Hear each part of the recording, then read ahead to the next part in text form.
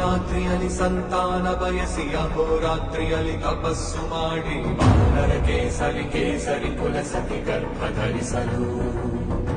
ಜನಿಸಿದನೊಬ್ಬ ಅಸಮಾನ ಬಲೋತ್ಥಾತನು ಸಂಯುತನು ಅಂಜನಿ ಸುತನು ಪವನನಂದನನು.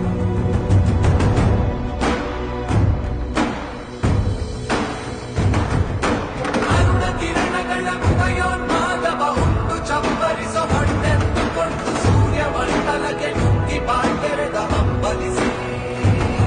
ತನ್ಮದೇವ ದಿಕ್ಕಿ ಸೂರ್ಯ ಮರೆಯಾಗಿ ಜಗವು ಕಾಕತ್ತಲಾಗಿ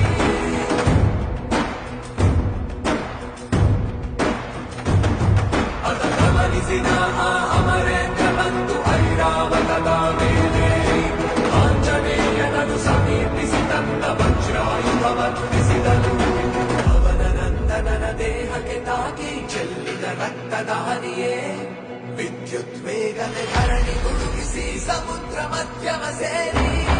ತನ್ನ ಕಡಲೆ ಕಡೆ ಕಂಡ ನಡಿ ಮುಟ್ಟಿ ಚಿಪ್ಪಿ ಬೆದೆಯ ಗರ್ಭದಲ್ಲಿ ಮುತ್ತಾಗಿ